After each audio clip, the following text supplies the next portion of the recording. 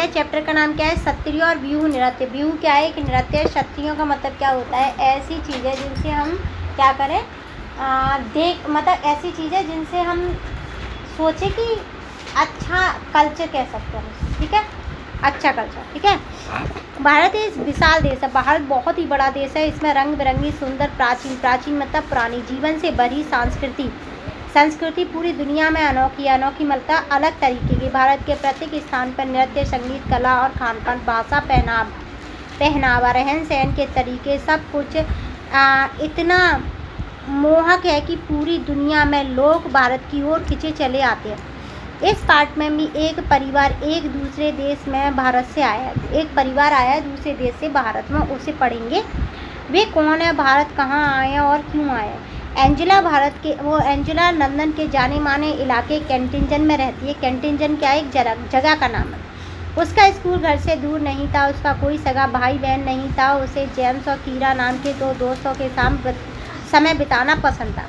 वे सब कुछ आपस में मिलकर कई काल्पनिक खेल खेलते थे। उन्हें ऐसी कहानियाँ का पात्र बनने में मज़ा आता था जिसमें दूर दराज की दुनिया का जिक्र यानी कि किस्सा हो।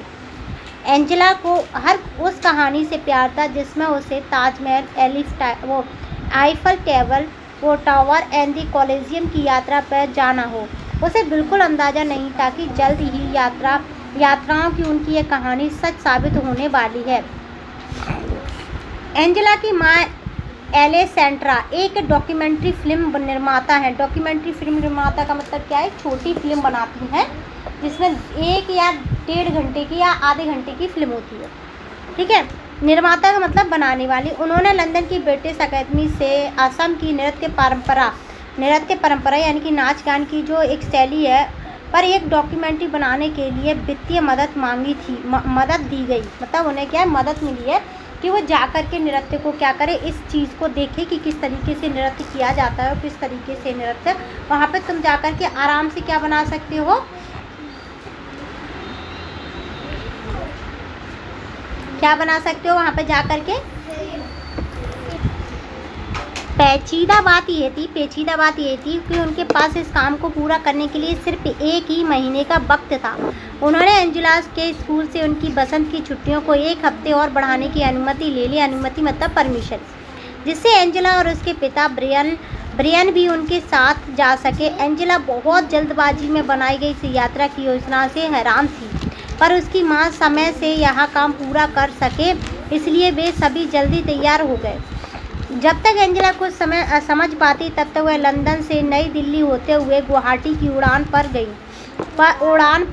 थी। यात्रा के दौरान माँ ने एंजेला को असम की खूबसूरती के बारे में कुछ बातें बताई। असम भारत के पूर्व और उत्तर राज्य में है, जिसे अपने वन्य जीव, रेशम और चाय के बागानों के लिए जाना जाता है। इसके साथ ही असम में नृत्य की भी परंपरा एक समृद्ध परंपरा थी।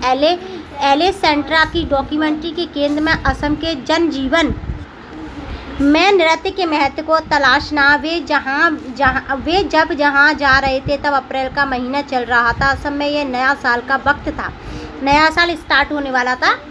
बसंत के आने की खुशी में वे सभी एक त्यौहार मनाते हैं जिसे बिहू कहा जाता है। एंजेला उसी रात इसे देखने वाली थी।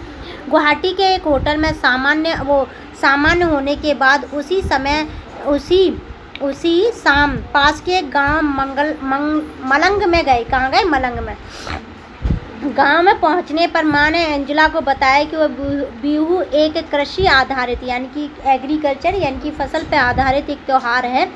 भारत में जनसंख्या का एक बड़ा हिस्सा किसान है। असम में बिहू साल में 3 बार मनाया जाता है। सबसे पहले जब किसान बीज बोते हैं, फिर जब धान रोपते हैं और फिर जब खेती से अनाज तैयार हो जाता है तब ये बिहू मनाते हैं। क्या मनाते हैं? बिहू। एंजेला कार से उतरती है। वहाँ आसपास उत्सव जैसा माहौल देखकर वो हतप्रस्त यानी कि सरप्राइज रह जाती है। वहाँ एक बड़े से बरगद के नीचे मंच बनाया था। वह जगह लोगों से भरी हुई थी। एंजेला ने एक पेड़ के नीचे एक साथ इतने लोगों को पहले कभी नहीं देखा था। वहाँ खुले आसमान के नीचे लोगों के बीच बैठकर उसे ऐसा लग रहा था जैसे वह आश्चर्यजनक रूप से किसी टाइम मशीन में आकर बैठ गई हो। या वह उस वक्त किसी सपने की दुनिया में थी। वह मंत्र मुग्ध थी, यानी कि बहुत ज़्यादा शांत थी। क्या थी? शांत होकर वह लड़के लड़कियों को बसंत ऋतु का मतलब क्या है? मौसम के आगमन पर नृत्य करते देख रही थी। एंजेला ने इस बात पर ध्यान दिया कि लड़के ने वाद्य यंत्र ले रखा है। वाद्य यंत्र क्या होता है? जिसमें से आवाज़ आती है। क्या आती है? आवाज़। ठीक है।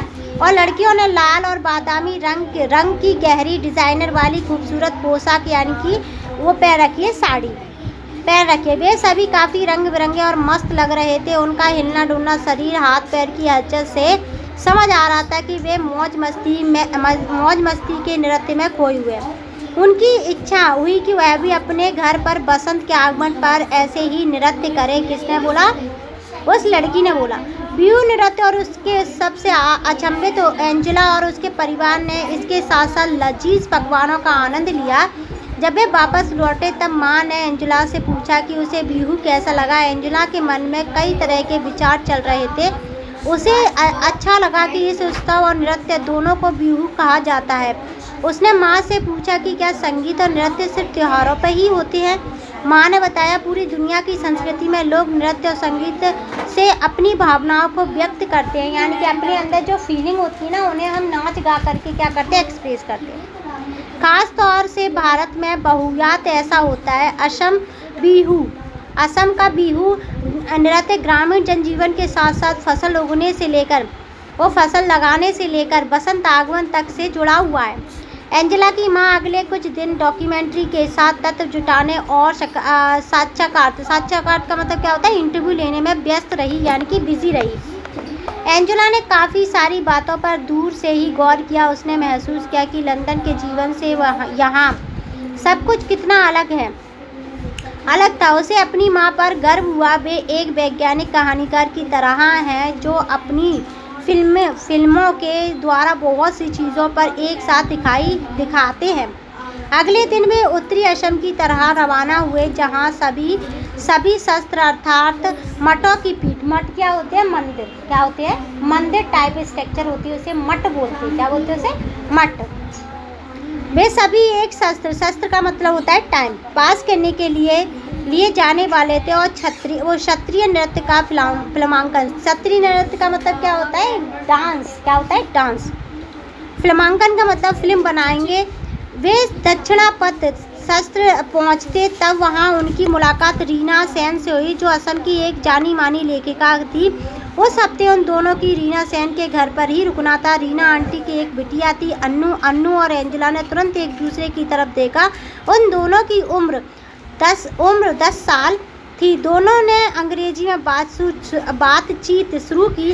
अन्नू ने एंजेला को कुछ असमिया शब्द भी सिखाए। एंजेला को अन्नू के खिलौने बहुत अच्छे लगे, जो थोड़े तरह से अलग थे। गुड़िया, लकड़ी के खिलौने, नारियल की जटा से बने घर, कितने अनोखे खिलौने थे। उसे लंदन में ऐसे खिलौने कभी ना मिले थे, कभी ना देखे थे। अन्नू का मन पसंदीदा खिलौना लकड़ी का बना तीर कमान था, जिसे लेकर उसे राम बनना बहुत अच्छा लगता था। एंजेला उसकी विरोधी बनी थी, शक्तिशाली रावण। वे एक साथ खेल रहे थे। उस कूद फांद और लड़ाई का कोई अंत नहीं था। एंजेला और अन्नू ने देखा कि एलेक्सेंड्रा ने वैष्णव मठ के सभागार में नृत्य कर रहे युवा साधुओं का फिल्मांकन किया।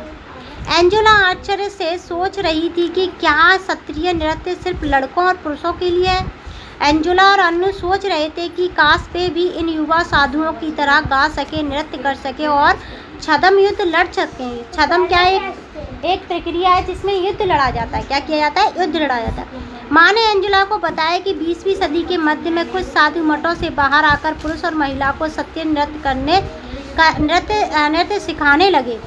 मैं क्या काम दूंगी। अब क्या कह रहा है? शुरू में ऐसे साधुओं को मठों से निकाल दिया गया, लेकिन आधुनिक दौर में महिलाएं क्षत्रिय कलाओं के लिए मंच पर नृत्य करना आम बात हो गई है। उस समय रात महिला क्षत्रिय नृत्यकाओं का फिल्मांकन करने वाली थी। क्या करने वाली थी? लेडीज़ों का जो डांस हो रहा था उसे क्या है? फिल्म बनाने वाली थी।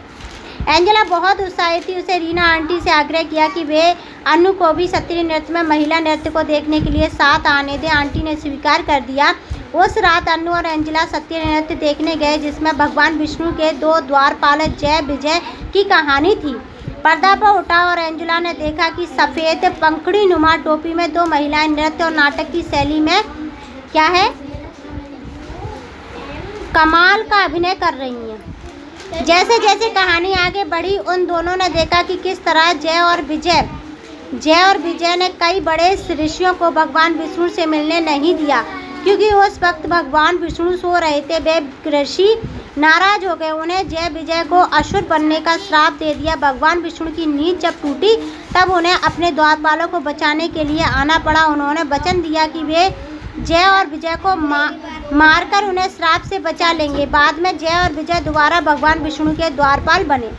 एंजेला को यह कहानी नाटकीय और दिलचस्प लगी। क्षत्रिय महिला नृत्य गानाओं ने जिस प्रकार की शक्ति, बल और आकर्षक प्रदर्शन किया वह अद्भुत था। एंजेला को लगा कि उन महिला कलाकारों की प्रस्तुति क्षत्रिय नृत्य करने वाले पुरुष कलाकार से ज़्यादा बेहतर थी। इसके बाद के दिनों में अन्नू और एंजेला के ख्यालों में बस क्षत्रिय नृत्य ही घूम रहा था। उन दोनों ने स्वर्ग के द्वारपाल जय विजय की तरह हथियार और तलवार चलाते हुए नृत्य किया। एलेसेंड्रा बच्चों की तरह उत्सुकता को समझ गई और वे उन्हें क्षत्रिय कलाकार के होने वाले साक्षात्कार में साथ ले गई। साक्षात्कार का मतलब क्या होता है, इंटरव्यू देना। क्या होता है, इंटरव्यू। एंजेला और अन्नू बहुत खुश थी। उन्हें नृत्यगानाओं के इस नाम पर प्रिया और रीता थे। वे लड़कियों को क्षत्रिय और बिहू की कुछ खूबसूरत मुद्राएं और बारीकियां सिखा रही थी। एंजेला अत्यंत प्रसन्न यानी कि खुश थी। वापस लौटने के बाद ही वह चलने, खाना खाने और यहाँ तक कि खेलने के दौरान भी नृत्य करती रहीं। वापस लंदन जाने के बाद वह उन सभी रिकॉर्ड्स को देखती रहीं जो उनकी मां ने रिकॉर्डिंग की थी। पूरे उत्साह के साथ वह असम की समृद्ध नृत्य परंपरा को याद करती रही। रंग बिरंगे क्षत्रिय और आनंदित करने वाला बिहू। माँ उनकी गहरी रुचि को समझ गई। उन्होंने पापा के साथ मिलकर एंजेला के लिए असमी नृत्य पर एक शानदार योजना बनाई। एंजेला ने लंदन में अपनी कक्षा में स्वयं किए गए नृत्य की वीडियो रिकॉर्डिंग के साथ उसका प्रदर्शन किया। उसे पार्टी और शिक्षकों को यह बहुत पसंद आया। एंजेला इस बात से बहुत रोमांचित यानी कि खुश हुई कि असम के खूबसूरत नृत्य की झलक उन सभी को दिखा पाई। उसे बहुत अच्छा लग रहा था। माँ को भी हर बार ऐसे ही अच्छा लगता होगा जब वे कोई फिल्म बनाती होंगी। अब एंजेला के पास अपने लिए असम के नृत्य, बिहू और क्षत्रियों के साथ अपना खुद का मनोरंजन करना था। ये चैप्टर फिनिश हो गया। अगर कोई डाउट हो ना तो मुझे भेज देना, ठीक है।